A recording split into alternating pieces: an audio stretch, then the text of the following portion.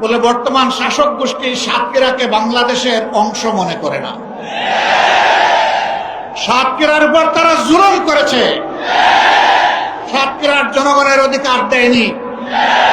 মানুষ খুন করেছে, গুম করেছে, পঙ্গু বানিয়েছে, ইজ্জতের উপর হাত দিয়েছে, সম্পদ লুণ্ঠন করেছে এবং মানুষকে কার্যত তারা তাদের দাসে পরিণত করেছে। কম বেশি এই চিত্র ছিল বাংলাদেশের।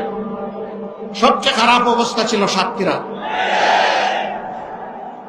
আমরা মহান আল্লাহর দরবারে দোয়া করি, শুধু আল্লাহর দিনের পক্ষ নেওয়ার কারণে যদি এই জেলার এই অবস্থা হয়ে, আল্লাহ তুমি দুনিয়া এবং আখিরাতে এই জেলার মর্যাদা তুমি বাড়ায় দাও। প্রিয় সহকর্মী বৃন্দ, বাংলাদেশ জামাতে ইসলামী আল্লাহ এবং জনগণের কাছে প্রতিশ্রুতিবদ্ধ যে এই জমিনে আমরা ইনসাফ কায়েম করতে চাই, আমরা দুর্নীতিমুক্ত একটি বাংলাদেশ গড়তে চাই,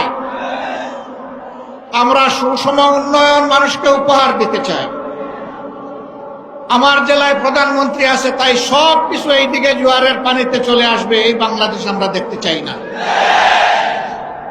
আমরা এমন একটি বাংলাদেশ দেখতে চাই, কেউ চাইলেও তার অধিকার পাবে, না চাইলেও তার অধিকার পাবে। আমরা এমন একটি বাংলাদেশ দেখতে চাই যেই দেশে লক্ষ বেকার যুবকের মিছিল হবে না, বরঞ্চ আমাদের যুবকেরা আমাদের সম্পদে পরিণত হবে। তাদের হাতে মূল্যহীন এক টুকরা সার্টিফিকেট ধরিয়ে দেওয়া হবে না, বরঞ্চ শিক্ষা সমাপনীর সাথে সাথে তাদের হাতে কাজ তুলে দেওয়া হবে। এমন শিক্ষা চাই আর এমন শিক্ষিত জাতি চাই। তবে এই শিক্ষা অবশ্যই নৈতিক এবং দুনিয়াবি বা জাগতিক শিক্ষার সমন্বয় হতে হবে। মানুষ যাতে মানুষ হয়, শিক্ষা নিয়ে মানুষ যাতে ডাকাত না হয়, আমরা সেই শিক্ষাটি চাই। আমরা এমন একটি দেশ চাই, যে দেশে আমাদের মা বোনেরা নিঃসংকোচে যেমন ঘরে সুরক্ষিত থাকবেন, কর্মস্থলেও সুরক্ষা পাবেন, রাস্তাঘাটেও সুরক্ষা পাবেন। তাদের দিকে কোনো খারাপ লোক চোখ তুলে তাকানোর কসরত পাবে না। তারা ইজ্জতের সাথে, মর্যাদার সাথে, তাদের দক্ষতা দিয়ে দেশের উন্নয়নে তারাও ভূমিকা রাখবে। নবী করিম সাল্লাল্লাহু আলাইহি ওয়াসাল্লাম মানব জীবনের সবচেয়ে ঝুঁকিপূর্ণ কাজেও মহিলাদেরকে শরীক করেছেন। সেই কাজটি হচ্ছে যুদ্ধ। যুদ্ধে মারা পুরুষের পাশে থেকে তারাও যুদ্ধ করেছে। বিশেষ করে বদর যুদ্ধের কঠিন দিনে আমি প্রায় এই উদাহরণটা দিয়ে থাকি। যখন কাফেররা আল্লাহ রসুলের খুব কাছাকাছি চলে এসেছিল তাকে হত্যা করার জন্য, যখন পুরুষ যোদ্ধারা দিক বিদিক কিছুটা জ্ঞান হারিয়ে ফেলেছিলেন, তখন একজন মা চতুর্দিকে ঘুরে ঘুরে আল্লাহর রসুলকে বেষ্টনে দিয়ে রেখেছিলেন। যুদ্ধ যখন শেষ হয়েছে, তার শরীরে 37টা তীর ঝুলন্ত অবস্থায় ছিল, 70টা কঠিন আঘাত ছিল। রাসূল করিম সাল্লাল্লাহু আলাইহি ওয়াসাল্লাম বলেছেন, শত্রু যখন সামনের দিক থেকে এসেছে, তখন শত্রুর তীর আর আমার মাঝখানে ছিল আল্লাহর এই বান্দি।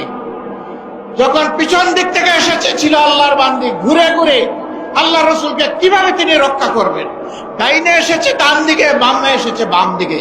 আমাদের সেই সর্বোচ্চ ইজ্জতের মর্যাদাবান মায়ের নাম ছিল হযরতে মুসাইবা রাদিয়াল্লাহু তাআলা আনহা। যদি যুদ্ধের এই কঠিন ময়দানে আল্লাহর রসুল তাদের জন্য কর্মক্ষেত্র সৃষ্টি করে দিয়ে থাকেন, আমরা কে তাদের হাত বন্ধ করা? আমাদের ব্যাপারে ইসলামের প্রতিপক্ষ শক্তিরা অপপ্রচার চালায়। জামাতে ইসলামী ক্ষমতায় গেলে মহিলাদেরকে ঘর থেকে বের হতে দিবে না, আর যদি দেও আস্তে করে জোর করে একটা বুরকা পরে, জোর করে পরানো লাগবে না। যে দেশে ইসলাম কায়েম হবে, এদেশের মানুষেরা, মায়েরা আনন্দের সাথেই সেদিন তারা ইজ্জতের জন্য তাদের সম্মানের মর্যাদার পোশাক পরিধান করবেন।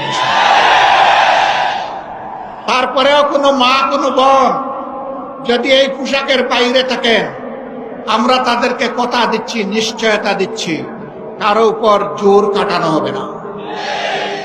কারণ এদেশে শুধু মুসলমানরা বসবাস করে না, অন্যান্য ধর্মের লোকেরাও বসবাস করে। তারা তো আমাদের ধর্ম যেহেতু গ্রহণ করেনি, তাদের জন্য ইসলামের প্রেসক্রাইব করা পর্দাও তাদের জন্য প্রযোজ্য নয়।